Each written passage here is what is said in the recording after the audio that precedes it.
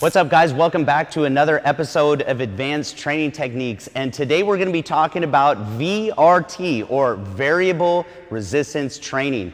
Now, if you've seen someone in the gym with either chains or bands, that's variable resistance training. So we're going to jump into that topic today, and we're going to specifically talk about using VRT with squats. So in our video last week, we were talking about squats, basic squat technique, and at the end of the video, I was addressing a really common question or concern when it comes to squatting, and that's partial range of motion. Tell me this, how many times have you seen someone in the gym and they load up a bunch of weight on the bar only to squat down halfway and press it back up? And you say, yeah, but they're not doing the full range of motion, and you'd be right. So why is that? Well, that's because we're much stronger at the top of the range of motion than we are all the way down here at the bottom. Now, if you're only focusing on your quads, this upper range of motion is fine. But if you want to engage your hamstrings and your glutes and make the squat the king of all leg building exercises, like everyone calls it, then you need to be able to get deeper in the range of motion. So, last video we talked about breaking it up into two separate ranges of motion, going lighter and just training here in this bottom range of motion, and then putting more weight on and training the quads, really challenging them with heavier weight here at the top. But there is a way to do both, and that's with VRT, or variable resistance training.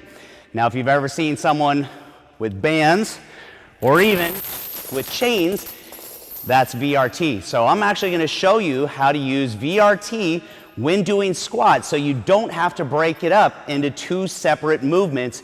We can do it all at the exact same time. So let's first talk about how it works, and we'll talk about with chains first. So VRT, we already have a pretty good idea that means that we're weaker at the bottom of the range of motion, stronger at the top. So by using chains, if we were to go ahead, put this loop right on the bar like that, as we drop down into our squat, you can see that more of the chain is piling up on the floor and it's taking the weight off our shoulders.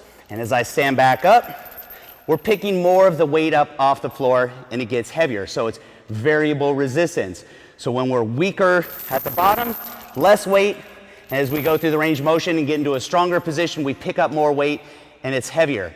Now, it's the exact same concept with bands, just a little bit different. Bands, just like a rubber band, the more you stretch them, the harder they get. So right here, it's pretty easy.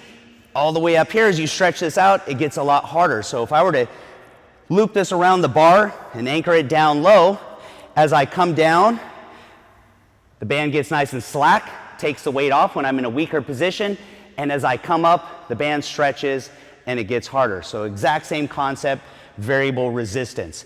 So I'm going to show you how to do both chains and bands. You can choose which one you want to do. They both work the same way. The nice thing about bands is they're nice and lightweight. You can throw them in your bag. A little easier than lugging chains around. But if you have chains at the gym, it's a nice convenient option. So now remember, just like we talked about last week, just because we're adding some extra resistance here, chains and bands, don't get distracted. You still need to focus on good technique. So just to reiterate what we talked about last week, first, feet shoulder width apart, toes turned out slightly. Want to drop our butt back, keep our torso upright, chin up, and drive through the heels.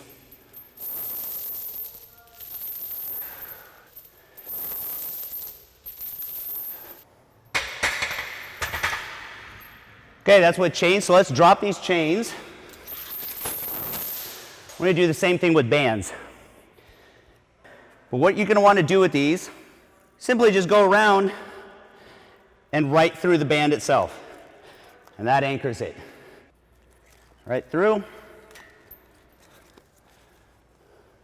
And up over. Same thing.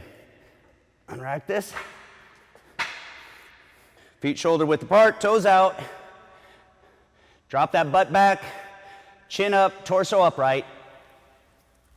Drive up through the heels.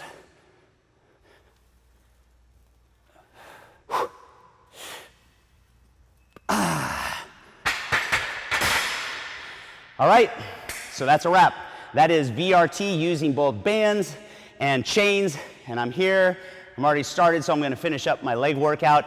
But if you join me next week, we're gonna talk about using VRT with other exercises like doing biceps or shoulders. So I'll see you guys next week.